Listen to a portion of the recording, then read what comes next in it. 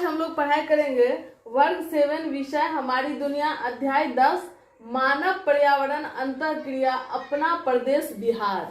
अपना प्रदेश, अपना राज्य, अपना प्रांत, अपना सूबा, जो क्या है बिहार है। हम जो ये सब शब्द का प्रयोग किए, प्रदेश, सूबा, राज्य, प्रांत, ये सब शब्दों का प्रयोग राज्य के पर्यायवाची शब्द के रूप में किया जाता है। राज्य के लिए ही ये सब शब्द प्रयोग होता है। आप पेपर पढ़ेंगे तो वहां कहीं कहीं आपको सूबा शब्द से सामना होगा, तो कंफ्यूज हो जाएगा ये किस चीज के बारे में बात कर रहा है। तो सूबा भी किस चीज को कहा जाता है? राज्य को सूबा के नाम से भी जाना जाता है, जो कि सूबा शब्द का प्रयोग किया जाता था मुगल काल में। इसी तरह से प्रांत शब्द, ये भी राज्य के लिए प्रयोग किया जाता है। ये प्रांत शब्द की उत्पत्ति कब हुई थी? अंग्रेजी काल में उत्पत्ति हुई थी। तो ये सब कुछ शब्द है जो राज्य के लिए प्रयोग किया जाता है, इसलिए इससे घबराना नहीं है, डरना नहीं है कि ये नया शब्द क्या मैडम बोल दी है ना। तो चलिए हम लोग अभी आज जो पढ़ाई करेंगे वो बिहार राज्य के बारे में जानेंगे। बिहार की भौगोलिक स्थिति क्या थी, बिहार की सामाजिक स्थिति क्या थी और क्या है, और बिहार की जो आर्थिक स्थिति है वो किस प्रकार की है और किस प्रकार की थी। इसी प्रकार का कुछ मिला जुला हम लोग संस्कृति के बारे में ज्योग्राफी में अध्ययन करेंगे, है ना। तो सबसे पहले हम लोग क्या देखेंगे? भौगोलिक स्थिति को देखेंगे। तो बिहार का नक्शा हम इसमें बना दिए हैं।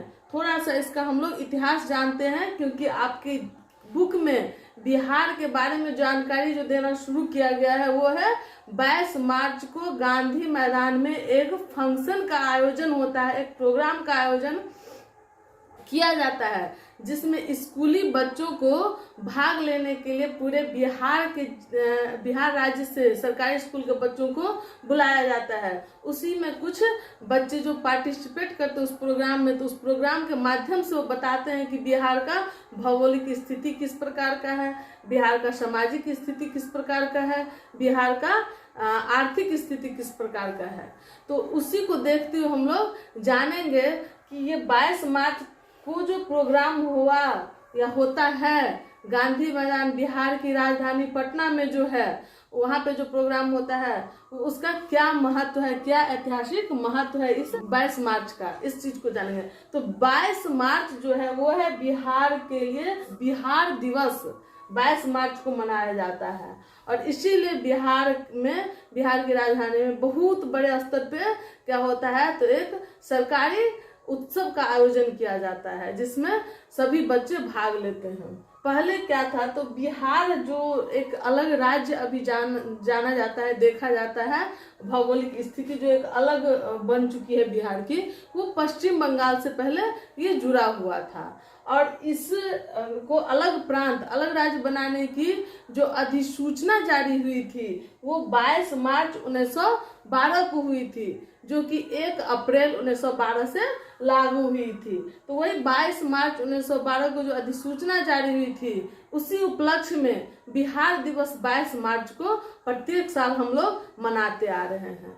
तो चलिए देख लिए हम लोग 22 मार्च की क्या ऐतिहासिक स्थिति रही है, क्यों 22 मार्च को हम लोग बिहार दिवस मनाते हैं। अब आगे हम लोग जानते हैं अपने बिहार के भौगोलिक स्थिति के बारे में। तो सबसे पहले हम लोग जान लेते हैं बिहार की जो चौहद्दी है उसके बारे में जानेंगे।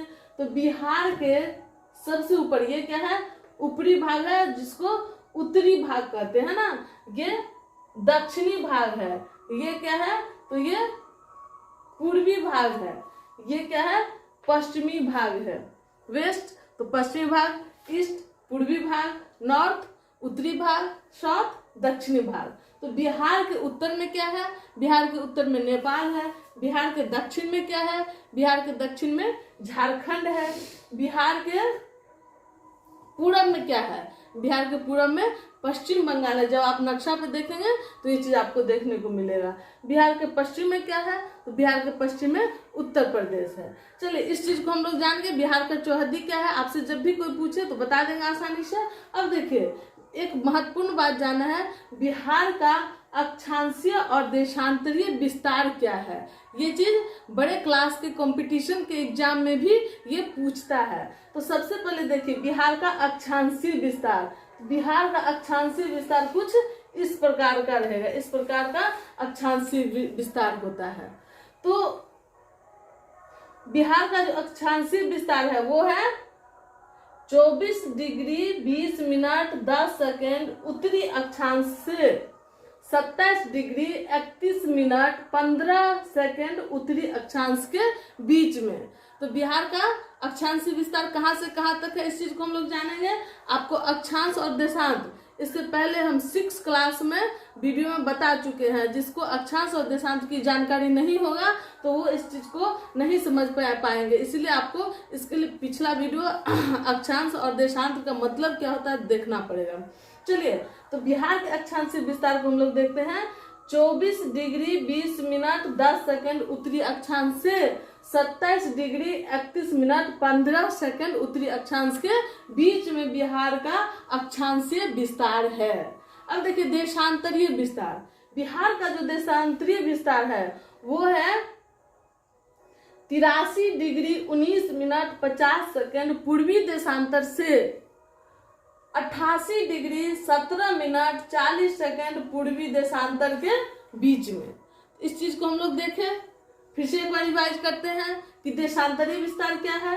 83 डिग्री, यहाँ देखिए 83 डिग्री 19 मिनट 50 सेकेंड पूर्वी देशांतर से 88 डिग्री 17 मिनट 40 सेकेंड पूर्वी देशांतर के बीच में। इस प्रकार से हम लोग बिहार का अक्षांशीय विस्तार और देशांतरीय विस्तार को देखे हैं। अब देखिए कुछ प्रमुख नदियां हैं जिसे हम लोग को देखना है, जिसे आपके बुक में दिखाया गया है।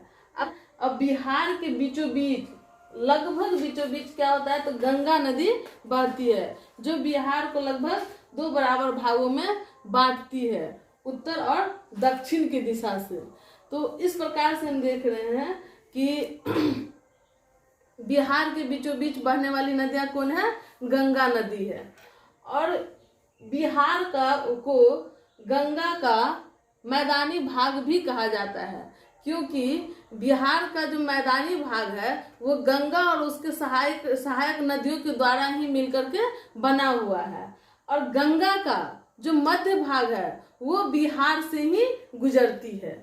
तो बिहार का जो शुरुआती भाग है वो आपको पता होगा, उत्तराखंड के गंगोत्री से गंगा नदी निकलती है। तो गंगोत्री से लेकर के उत्तराखंड, उसके बाद उत्तर प्रदेश और फिर मध्य भाग बिहार में गंगा प्रवेश करती है। और उसके बाद पश्चिम बंगाल होते हुए ये बंगाल की खाड़ी में गंगा नदी मिल जाती है। अब देखिए इस बिहार के उत्तरी भाग में क्या है, हिमालय है। इधर हिमालय का पहाड़ है, यहाँ से यहाँ तक देखेंगे ये सारा हिमालय पहाड़ का ही ये क्षेत्र है बिहार के उत्तरी भाग में। ये जो भाग है यहाँ पे बिहार की सबसे ऊंची चोटी जो पर्वतीय भाग की है वो है सोमेश्वर की पहाड़ी, जो यही पश्चिम चंपारण में स्थित है। तो यहाँ से सोमेश्वर पहाड़ी से गंडक नदी निकलती है और गंडक नदी यहाँ गंगा नदी में मिल जाती है। उससे पहले ये देखिए आप घाघरा नदी बिहार में गंगा नदी में मिलती है। उसके बाद आप देखिए बूढ़ी गंडक, ये भी आपको हिमालय से निकलने वाली नदी है जो गंगा नदी में मिलती है। फिर हिमालय से निकलने वाली अन्य नदियां में बागमती नदी है जो बूढ़ी गंडक में मिल जाती है। फिर कमला नदी है जो कोसी नदी में मिल जाती है। बिहार का शोक नदी किसे कहा जाता है, इसी कोसी नदी को बिहार का शोक नदी कहा जाता है, क्योंकि ये बहुत ही आसानी से अपना मार्ग बदलने के लिए प्रसिद्ध है। ये कब कहाँ किस वक्त अपना मार्ग बदल लेती है, किस साल, इसका कोई ठिकाना नहीं रहता है। इसलिए बिहार का शोक नदी इसी को माना जाता है जिसका नाम है कोसी। एक अन्य नदी है बिहार में जो उत्तर से गंगा नदी में मिलती है, वो है महानंदा नदी। इस प्रकार से इन सभी नदियों का नाम हम लोग याद रखेंगे जो बिहार में गंगा नदी में उत्तर से मिलने वाली नदियों के नाम से जानी जाती है या हिमालयी नदियों के नाम से जानी जाती है। ये सभी नदियां कहीं ना कहीं हिमालय पर्वत से निकलती है। अब देखते हैं हम कि बिहार के दक्षिण में क्या है। तो हम लोग देखे थे चौहदी में क्या, झारखंड, और झारखंड क्या है, एक प्रायद्वीपीय पठार है, पठारी क्षेत्र सब है, और वो पठारी क्षेत्र क्या है, प्रायद्वीपीय पठार का भाग है। उसी प्रायद्वीपीय पठार से निकलने वाली कुछ नदियां हैं जो बिहार में दक्षिण की ओर से गंगा नदी में मिलती है, जिसमें सबसे प्रमुख है सोन नदी, जो देख रहे हैं प्रायद्वीपीय पठार से निकलती है और यहाँ पटना के पास गंगा नदी में मिल जाती है। फिर आप देखेंगे पुनपुन नदी, जो यहाँ फल्गु नदी के साथ मिलती है, और फल्गु नदी गंगा नदी में मिलती है। इसी प्रकार से क्यूल नदी भी है। तो ये सभी नदियां को हम देख रहे हैं, इस सबको बरसाती नदी के नाम से भी जाना जाता है, क्योंकि ये बरसात के समय में ज्यादा तेजी से जल प्रवाह करती है। और कुछ डाटा हम लोग इसका देखते हैं। बिहार का समुद्री तल से ऊंचाई कितना है। तो बिहार का समुद्री तल से ऊंचाई 100 मीटर से भी कम है। देखिए यहाँ पे बिहार की समुद्री तल से ऊंचाई कितना है, 100 मीटर से भी कम है। बिहार में जो वर्षा होता है, तो प्रति वर्ष जो वर्षा होता है उसका औसत वार्षिक वर्षा जो निकाला गया है वो है 100 से 150 सेंटीमीटर। तो 100 से 150 सेंटीमीटर प्रति वर्ष यहाँ पे वर्षा होता है। उसके बाद एक और आप महत्वपूर्ण डाटा जाने, एक जनसंख्या घनत्व। जनसंख्या घनत्व 2011 के जनगणना के अनुसार पूरे भारत में सबसे अधिक जनसंख्या घनत्व वाला राज्य कौन सा है, वो है हमारा राज्य बिहार, जो यहाँ का जनसंख्या घनत्व है 1106 व्यक्ति प्रति वर्ग किलोमीटर। मतलब 1 वर्ग किलोमीटर क्षेत्र में कितने लोग रहते हैं, 1106 व्यक्ति रहते हैं। इस तरह सबसे ज्यादा अधिक जनसंख्या घनत्व वाला राज्य कौन सा हो जाता है, बिहार। बिहार में एक मैंगो शावर होता है जिसको अम्र वर्षा, हिंदी में अम्र वर्षा के नाम से भी जाना जाता है, जो मुख्य रूप से अप्रैल और मई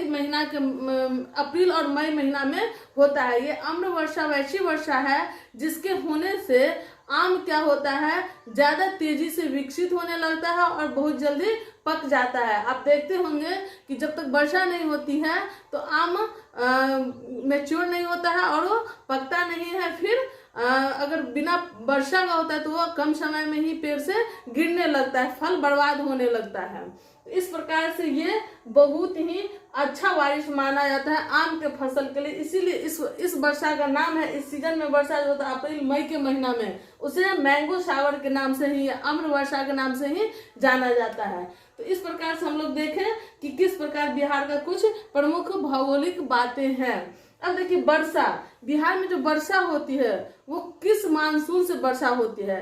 तो बंगाल के खाड़ी से जो मानसून आती है, उसी बंगाल के खाड़ी के मानसून से ही बिहार में वर्षा होती है। जिसको इस मानसून कैसे आती है और कैसे बंगाल के खाड़ी से होकर के हमारे बिहार में प्रवेश करती है, इसकी चर्चा हम लोग अगले क्लास में जब हम लोग पढ़ेंगे मौसम और जलवायु, उस चैप्टर में आपको डिटेल में बताएंगे। उसके बाद बिहार की जलवायु, बार बार क्वेश्चन में पूछता है, कंपटीशन के भी एग्जाम में पूछता है कि बिहार का जलवायु कैसा है। बिहार की जलवायु उपोष्ण कटिबंधीय जलवायु है। इसको भी डिटेल से हम आपको अगले क्लास में बताएंगे कि उपोष्ण कटिबंधीय जलवायु क्या होता है, उष्ण कटिबंधीय जलवायु क्या होता है, शीतोष्ण कटिबंधीय जलवायु क्या होता है। बस अभी इतना यहाँ जान लीजिए कि बिहार की जो जलवायु है वो कैसी जलवायु है, उपोष्ण कटिबंधीय जलवायु है। डिटेल में आगे के क्लास में इसको बताएंगे। चलिए आज हम लोग जाने बिहार के भौगोलिक स्थिति के बारे में, कल हम लोग जानेंगे बिहार का सामाजिक स्थिति के बारे में। इसी के साथ क्लास समाप्त होता है। धन्यवाद।